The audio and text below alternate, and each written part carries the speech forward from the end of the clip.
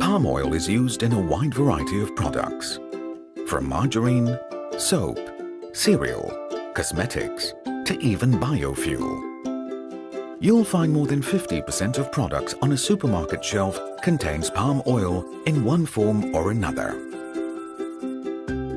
Palm oil contributes about 35% to the global supply of edible oils, and its demand is steadily increasing. When grown unsustainably, oil palm agriculture can have a very damaging impact on the environment, destroying our forest and biodiversity. However, if planned and grown sustainably, it can protect our environment and support the livelihood of farmers. Currently, there are millions of smallholders around the world who depend on oil palm for their livelihood. Smallholder farmers produce 40% of the world palm oil, but suffer from low yield. Who are smallholders? In general, they're farmers with less than 50 hectares of oil palm, their principal source of income, and their family is the main source of labor. They are self-managed smallholders who are categorized as independent smallholders. They are also scheme or associated smallholders who are organized and bound to a mill. The key for them to be more successful in the future is to practice sustainability, which is beneficial for the people, the environment, and improves the quality of life. With this in mind, the Roundtable on Sustainable Palm Oil, or RSPO, was created in 2004. It is a multi-stakeholder, non-profit organization that promotes the growth and use of sustainable oil palm through cooperation within the supply chain. RSPO certification can support smallholders in yield improvement through better access to international markets, raising levels of income among poor farmers, and reducing risk of land conversion, which threatens our forest and biodiversity. RSPO certification is a symbol of credibility in showing that plantations are adopting sustainable practices. Here's how smallholders can get certified. First, they need to form a group. This group must have a group manager. That can either be an individual or an entity such as an association, cooperative, trader, mill, or a management company. The group manager must develop an internal control system to organize the farmers and monitor them to ensure compliance with the RSPO principles and criteria, or P&Cs. Compliance with the P&Cs involve a commitment to fulfill the 8 principles. Therefore, this would require training that is relevant and needed by the group. In order to be audited, groups must be a member of RSPO. Once ready, the group can then approach a certification body to be audited. Being sustainable is the way forward for the palm oil industry, including the smallholders, as more and more organizations adopt the principle of sustainable development. Be part of the community who believes in sustainable development by embracing the RSPO principles and criteria. To find out more on RSPO certification, log on to rspo.org or speak to an RSPO representative today. Together, let's transform the market to make sustainable palm oil the norm. Good day, Anje Najil. We are from Group 26. Our title is Labor Standard for Migrant Workers in Roundtable on Sustainable Palm Oil in Malaysia. Group members: CHYI, AP190154, HUOY, AP190341, Dan Kai-sing, AP190170, Wong Ju-in, AP190066, and me, Wong Shuk-ju, AP190110. For the introduction, in Malaysia, at least 2 million migrant workers, largely from Indonesia and Bangladesh, account for 15% of the overall workforce. Palm oil production is critical to Malaysia's economy since the country is the world's second largest producer after Indonesia. As a not-for-profit organization, RSPO works to develop and implement global standards for sustainable palm oil, bringing together stakeholders from all 7 sectors of the industry, which are oil palm producers, palm oil processors and traders, consumer goods manufacturers, retailers, financial institutions, and investors. In environmental and natural conservation organizations, as well as social and development organizations. The vision is the RSPO will change markets by making sustainable palm oil the standard. The 5 missions of the RSPO are to promote sustainable palm oil production, procurement, financing, and consumption, to track and assess the economic, environmental, and social effects of the market adoption of sustainable palm oil, to create, implement, verify, ensure, and evaluate reliable global standards for the full sustainable palm oil supply chain on the regular basis, to engage and commit all stakeholders, including governments and consumers, along the entire supply chain. Ecosystems, communities, growers, merchants, processors, consumer goods manufacturers, retailers, financial institutions, and civil society are all part of the supply chain.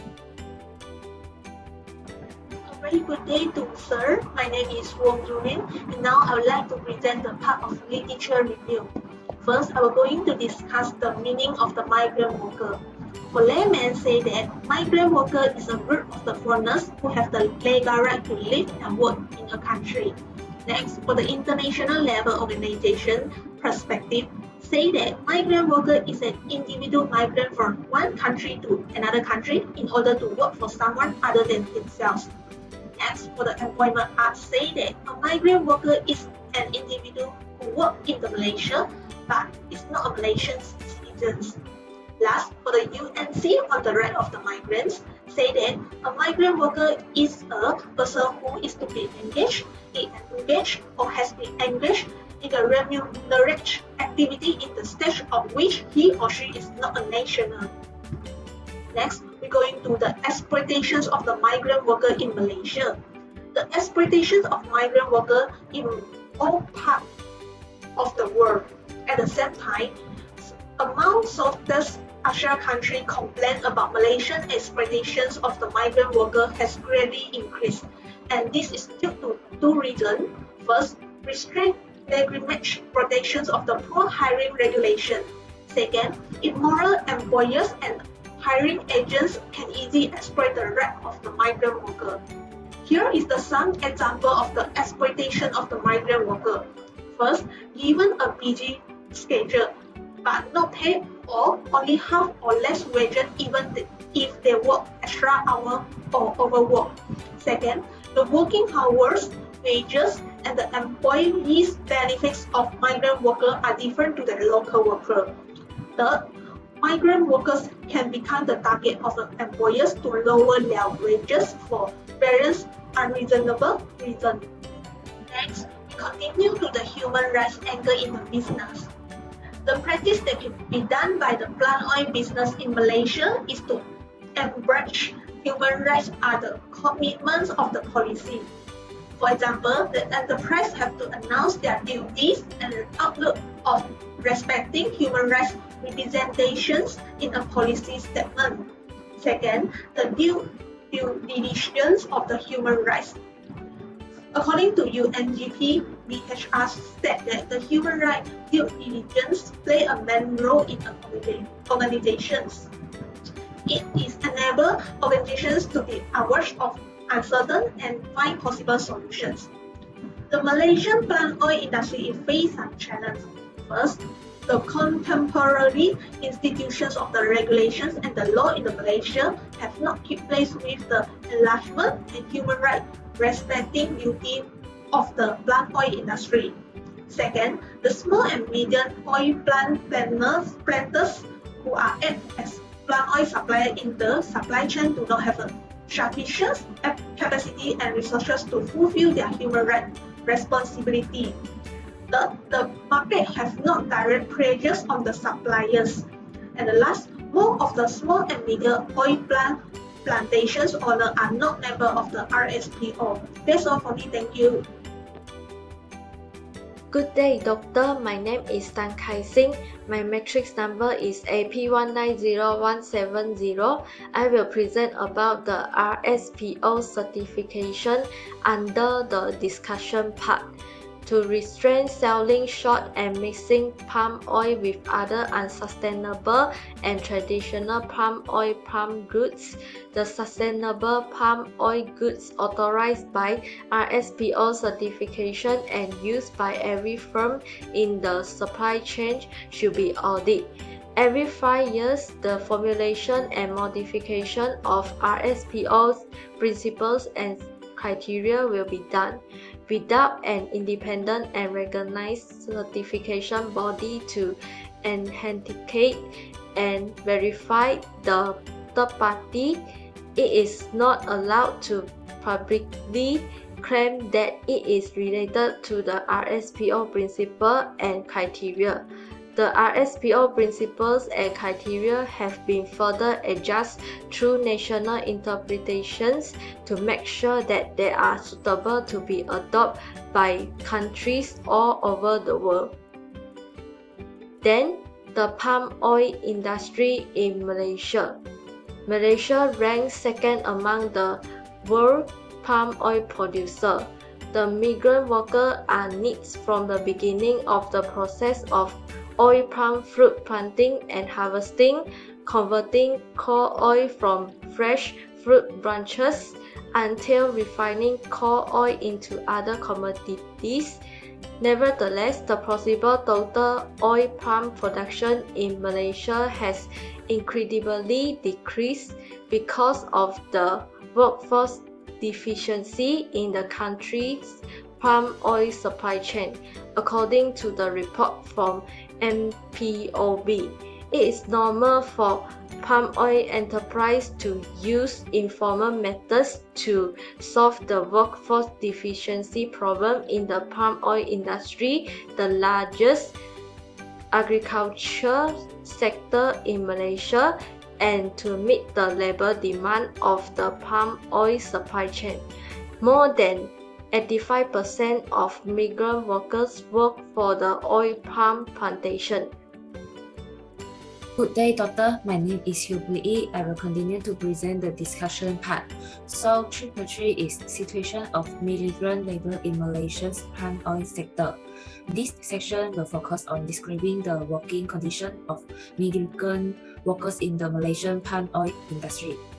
So for the recruitment for palm oil mills, plantation workers are overwhelmingly composed of Indonesians from many different parts of Indonesia, including Sulawesi, Lombok, and Java, Bangladesh, Nepalese, Indians, and a few from other countries are also employed. But under Malaysia's legal restriction, international mill workers are required to work in agriculture and plantation, so they cannot be employed in manufacturing. For the wages, in Malaysia, foreign workers are entitled to the same national minimum wages as native workers. According to Malaysia's minimum wages rules, this might be paid monthly, daily, or hourly. Next is employment benefit. Most palm oil industry employers in Malaysia do not provide workers with consistent employment benefits. Some employers give occasional benefits, such as emergency. For example, employers will provide flight ticket when workers' family member sick or after a devastating earthquake in hometown. In some cases, employers also pay for funerals and other related expenses. Next is protection of the rights of migrant workers under Malaysian domestic law. According to the International Labour Organization (ILO) Constitution, ILO member nations are individually committed to protecting the rights of foreign workers. Malaysia, as an ILO member, strives to protect the rights of migrant workers through laws that adhere to international labour standards in order to maintain a healthy labour migration system. Malaysian employment laws included certain fundamental rights for migrant employees, including domestic workers, like after 8 hours per day or 48 hours per week, you will be paid overtime. Work not more than 12 hours each day and 104 hours per month in overtime. Take a 30 minutes break after every 5 hours of work.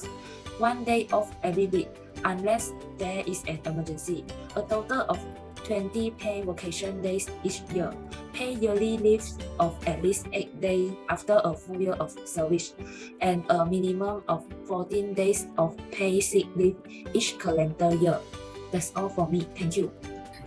I'm Janity and I'm going to present my part, which is conclusion. The palm oil industry is a significant contributor to Malaysia's economy. It is highly dependent on migrant labor, which come from neighboring countries such as Nepal, Indonesia, Bangladesh, Malaya, and India. These considered factors including the danger and vulnerability resources, which is low-paid labor, restrictive national framework for migrant workers, and specific working conditions on plantations. Next, the Malaysia needs a more significant socially sustainable environment if it wants to be continued to a place of choice for foreign workers and desire enterprise to invest in.